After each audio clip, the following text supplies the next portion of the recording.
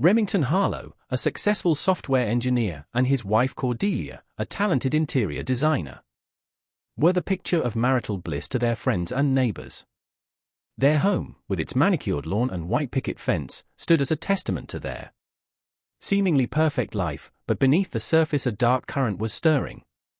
Remington's growing fascination with a taboo fantasy would set in motion a chain of events that would shatter their idyllic existence and end in tragedy.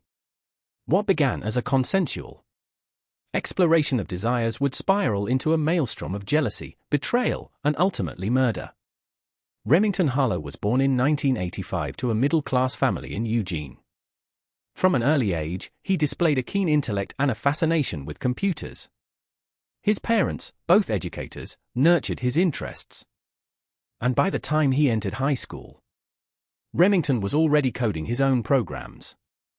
Despite his academic prowess, he struggled socially, often feeling awkward and out of place among his peers. Cordelia Astor, born in 1987, grew up in a wealthy family in Seattle, Washington. The youngest of 3 children, she was vivacious and creative from the start. Her parents, successful real estate developers, provided her with every opportunity, including art classes and interior design courses. Their paths crossed in 2005 at Reed College in Portland. Remington, a junior computer science major, literally bumped into Cordelia, a freshman art student in the campus library. He was immediately smitten by her radiant smile and effortless charm. Cordelia, in turn, found herself drawn to Remington's quiet intensity and brilliant mind. Their courtship was a whirlwind of intellectual discussions, late-night coding sessions, where Cordelia would sketch while Remington typed, and explorations of Portland's eclectic art scene. Despite their different backgrounds and personalities, they found in each other a perfect complement. They married in 2009, shortly after Cordelia's graduation. The wedding, held in a picturesque vineyard in the Willamette Valley, was a joyous affair that seemed to portend a bright future. Remington had already secured a high-paying job at a tech startup in Portland, while Cordelia began to make a name for herself in the city's competitive interior design market. For the first few years of their marriage, life seemed perfect. They bought their dream home in Oak Ridge, traveled the world, and built a wide circle of friends. Remington's career soared as he climbed the corporate ladder, eventually becoming a senior engineer at a tech firm. Cordelia's design business flourished, with her work featured in several magazines. From the outside, the Harlows appeared to have it all: successful careers, a beautiful home, and a strong, loving marriage.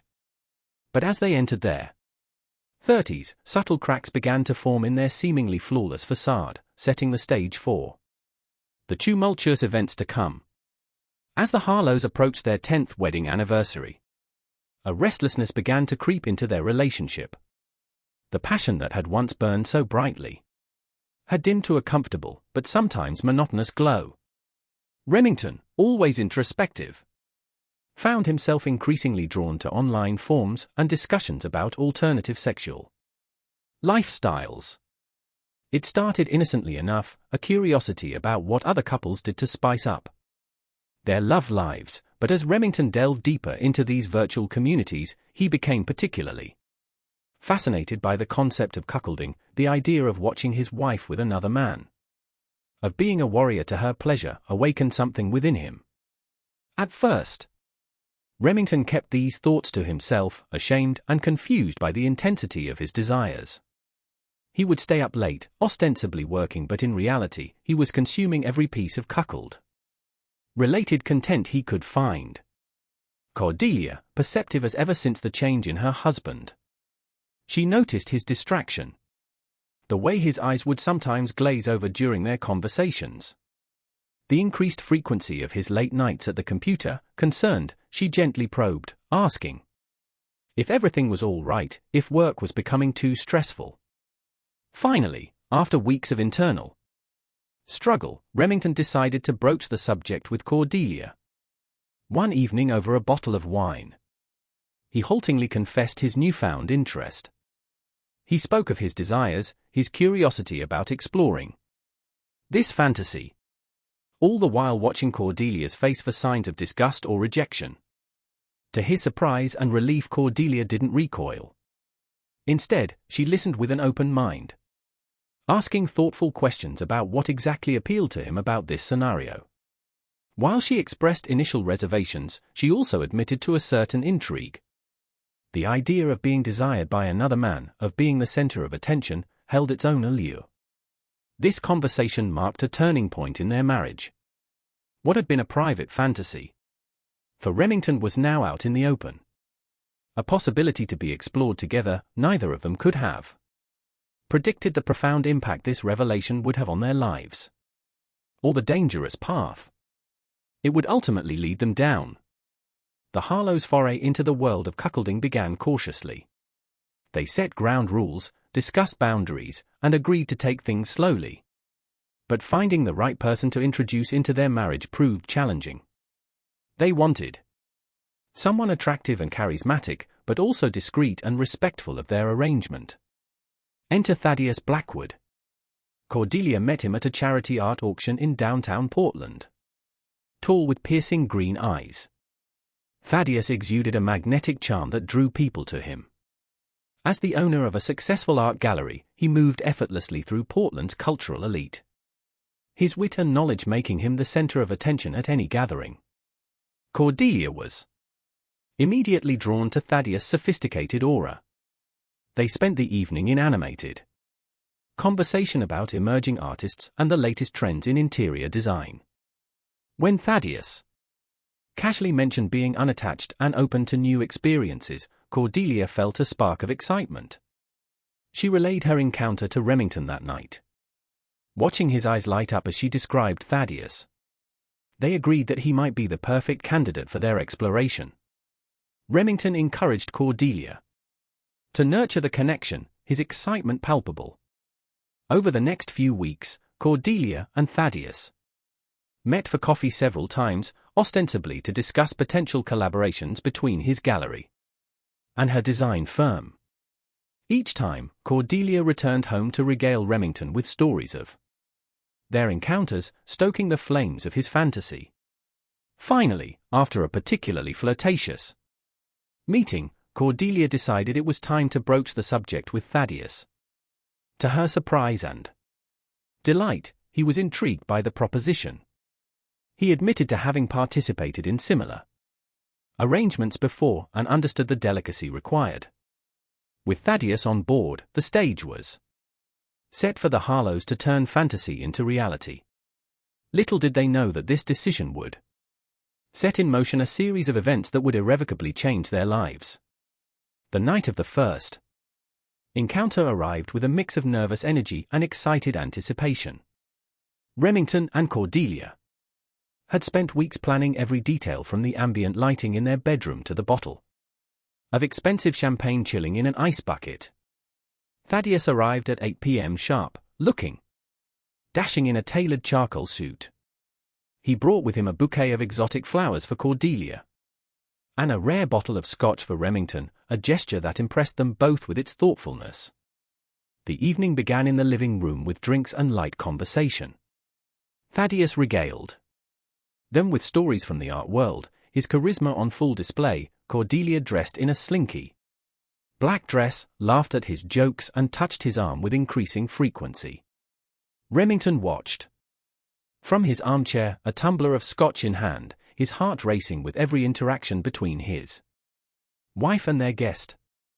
As the night progressed and the alcohol flowed, the atmosphere grew charged with sexual tension. Finally, with a meaningful look at Remington, Cordelia took Thaddeus by the hand and led him upstairs. In the bedroom, Remington settled into a corner armchair as Cordelia and Thaddeus began to kiss passionately. When Thaddeus and Cordelia finally fell onto the bed, their bodies entwined, Remington felt a potent mix of arousal and an unexpected twinge of jealousy. The encounter itself was intense and passionate. Remington watched, transfixed, as his fantasy played out before his eyes. The reality was more visceral, more overwhelming than he had imagined. Afterwards, as they all lay spent in silence, Remington felt a complex swirl of emotions. There was satisfaction, certainly. His long-held fantasy had been realized, but there was also a nagging sense of unease, a feeling that something fundamental had shifted. Thaddeus left shortly after, with promises to stay in touch. As Remington and Cordelia lay in bed, discussing the evening's events, in hushed, excited tones, neither could have predicted how this first encounter would set the stage for the tragedy to come. They had opened Pandora's box, and there would be no closing it again. Encouraged by the success of their first foray into cuckolding, they eagerly arranged more meetings. With Thaddeus, what had started as a monthly indulgence quickly became then weekly. Each encounter seemed to push the boundaries further. With Thaddeus staying longer, the sessions growing more intense and intimate, Remington's role began to evolve as well. Cordelia said in an interview that he was initially content to watch from afar. He found himself drawn closer to the action. Sometimes he would join in, and that the dynamics of power and control within their bedroom became increasingly complex. Outside of their encounters, Thaddeus began to integrate more into their lives. He would join them for dinner, accompany Cordelia to art exhibitions, even spend weekends at their home. His charm and wit made him a delightful companion, and the Harlows found themselves enjoying his company even when action wasn't on the agenda. As spring turned to summer, Remington's initial excitement began to give way to a gnawing sense of discomfort. He started to notice small but significant changes in Cordelia's behavior. She seemed distracted during their alone time. Her mind elsewhere, she began to dress up more often, even on days when they had no plans with Thaddeus.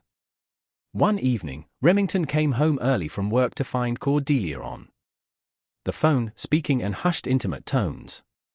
When she saw him, she quickly ended the call, claiming it was just a client. But Remington couldn't shake the feeling that she had been talking to Thaddeus.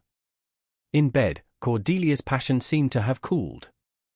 She was still enthusiastic during their encounters with Thaddeus, but alone with Remington, she often seemed tired or disinterested. Remington found himself initiating sex more often, only to be gently rebuffed. Remington tried to reassert control over the situation. He suggested taking a break from their arrangement, perhaps going on a vacation. Just the two of them. But Cordelia seemed reluctant, always finding reasons to delay or change the subject. His work began to suffer as he spent hours analyzing every interaction, every text message, every glance between Cordelia and Thaddeus. He started checking Cordelia's phone when she wasn't looking, scrutinizing her social media activity, even contemplating following her when she went out alone. Remington knew he was spiraling, but he felt powerless to stop it. The game he had initiated was slipping out of his control, and he was terrified of losing Cordelia. As his anxiety grew, so did his determination to put an end to the situation he had created. By any means necessary. The breaking point came on a warm July evening. Remington had planned a romantic dinner at home, hoping to reconnect with Cordelia and discuss his growing concerns. He had left work early, bought her favorite wine, and spent hours preparing an elaborate meal. But as the sun began to set and the candles burned low, Cordelia was nowhere to be seen. Her phone went straight to voicemail, hours ticked by. The carefully prepared food growing cold on the table. When she finally stumbled in shortly before midnight, her hair disheveled and lipstick smudged, Remington's worst fears seemed confirmed. The argument that ensued was explosive.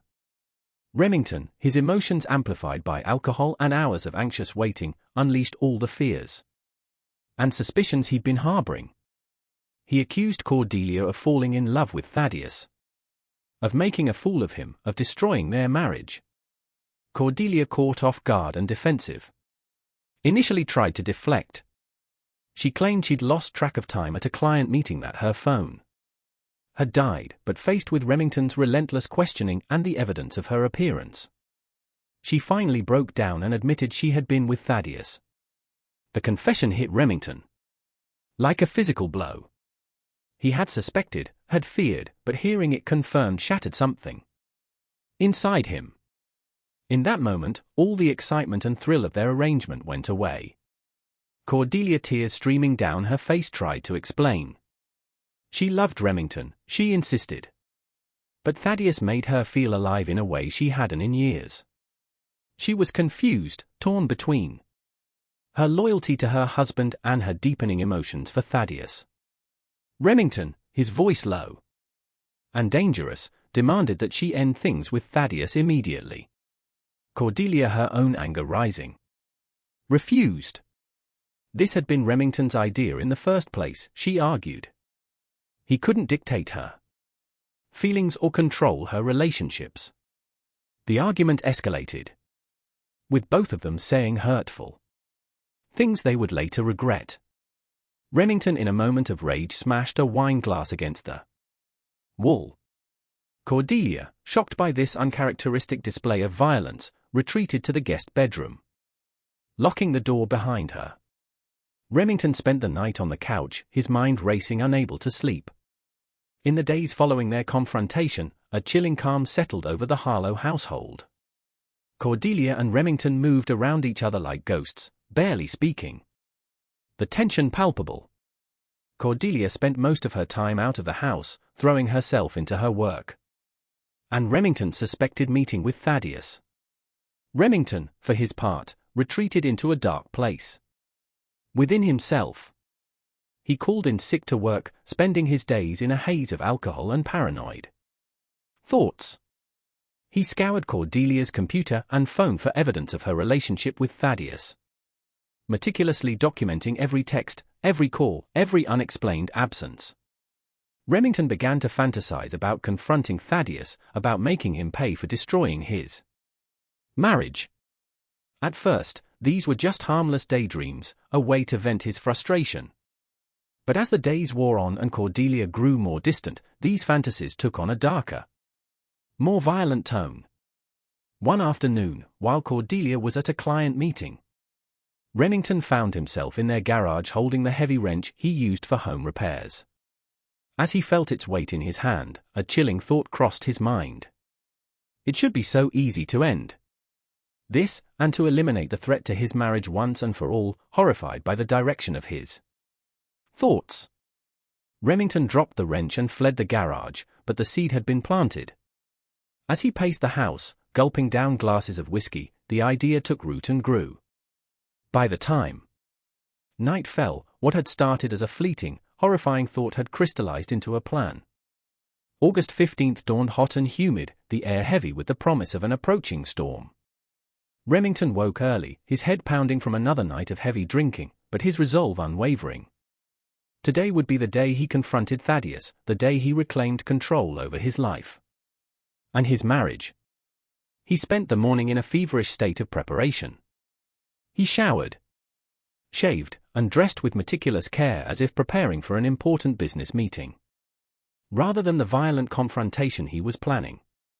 In the garage, he selected the wrench he had held days earlier, wrapping it in a towel and placing it in a nondescript gym bag.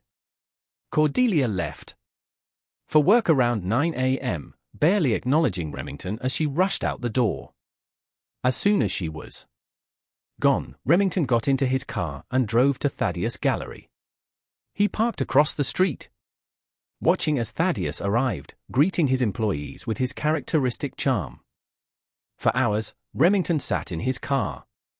As closing time approached, Remington watched Thaddeus bid goodbye to his last customer and begin closing up the gallery.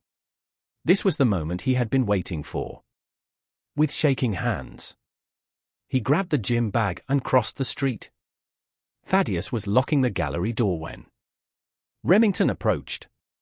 He turned, surprise flickering across his face before it settled into a wary smile. "Remington," he said, "this is unexpected. Is everything all right?" Remington felt a surge of rage. at Thaddeus' casual tone, as if he hadn't been destroying Remington's life for months. Without conscious thought, he swung the gym bag, catching Thaddeus off guard and sending him stumbling back against the gallery door. What followed was a blur of violence and desperation. Remington pulled out the wrench, swinging it wildly as Thaddeus tried to defend himself. But Remington was beyond reason. Every blow was fueled by months of jealousy, insecurity, and rage. When it was over, Remington stood panting over Thaddeus' motionless body, the wrench slick. With blood in his trembling hand, the reality of what he had done crashed over him like a tidal wave.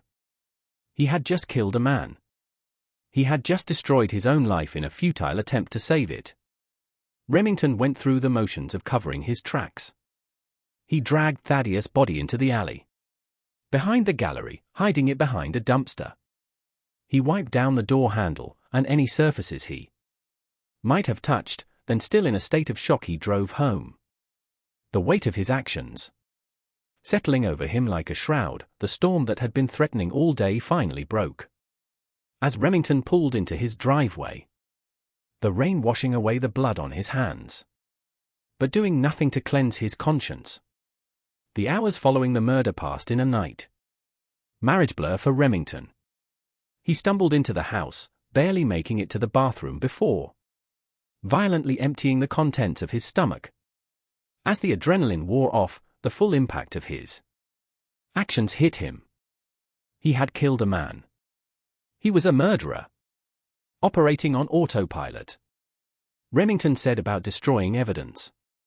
He burned his clothes in the backyard fire pit, scrubbed the car clean, and took a shower. When Cordelia came home, Remington had composed himself enough to feign normalcy. He greeted her with forced cheerfulness, suggesting they order takeout and watch a movie.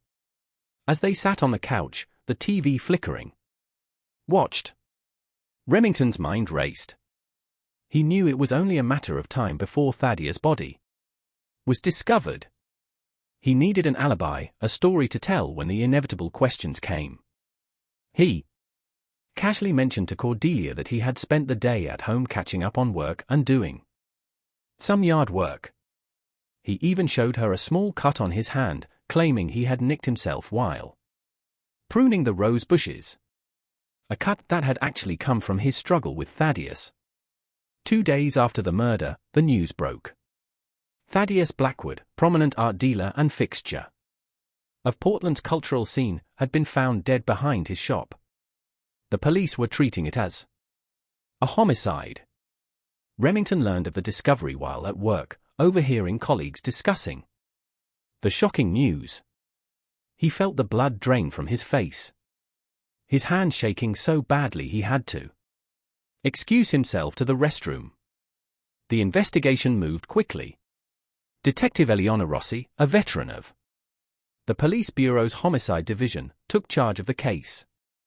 She and her team combed through Thaddeus' life, interviewing friends, family, and business associates. It didn't take long for them to uncover Thaddeus' relationship with the Harlows. Cordelia, devastated by the news of Thaddeus' death, initially tried to downplay their connection, but faced with evidence from Thaddeus' phone records and witness accounts, she eventually admitted to their affair. When the police came to interview Remington, he was prepared. He expressed shock and sadness at Thaddeus' death, acknowledging that while their arrangement had been unconventional, he had considered Thaddeus a friend. He calmly recounted his movements on the day of the murder, his story aligning perfectly with what he had told Cordelia. Detective Rossi, however, sensed something off about Remington's demeanor. His calm seemed forced, his grief a touch too performative. She made a mental note to dig deeper into his background and movements as the investigation progressed. The police began to piece together a timeline of Thaddeus' last day. Security footage from nearby businesses showed him entering the gallery in the morning but never leaving. His last phone call had been to Cordelia, ending abruptly around closing time. The net was slowly closing around Remington as the days turned into weeks. Cordelia's grief over Thaddeus' death deepened. She threw herself into her work, often staying late at the office, avoiding the stilted silences that now characterized her home life with Remington. At first, Remington's attentiveness in the wake of the tragedy had touched her.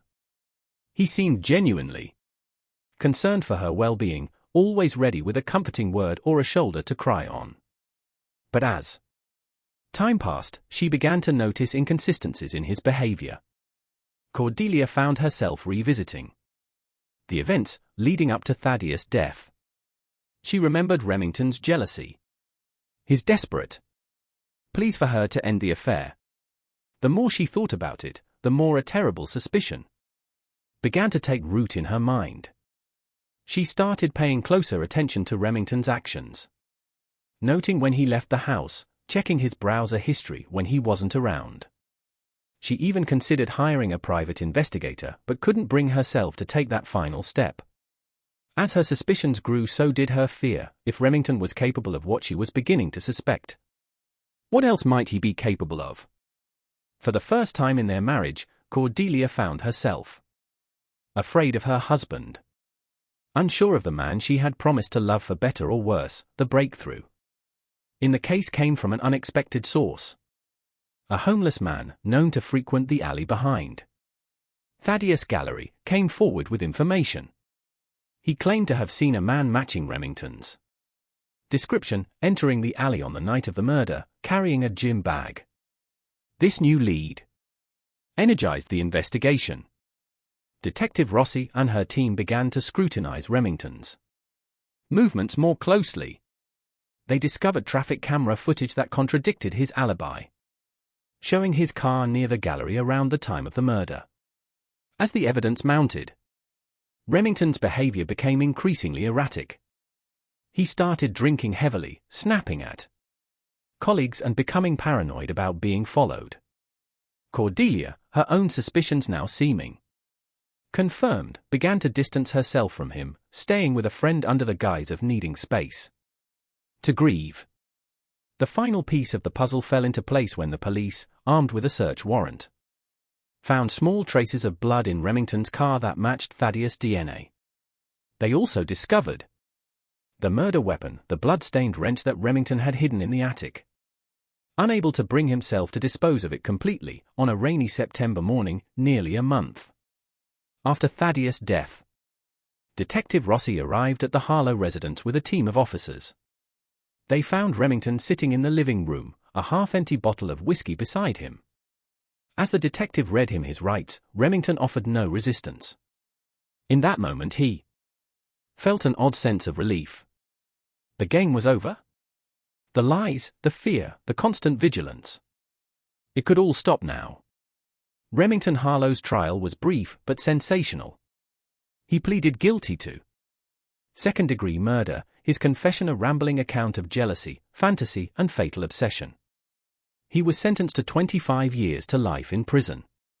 Cordelia, shattered by the revelation of her husband's actions, filed for divorce shortly after his arrest. She sold their house, unable to live with the memories it held, and moved out of state to start a new life.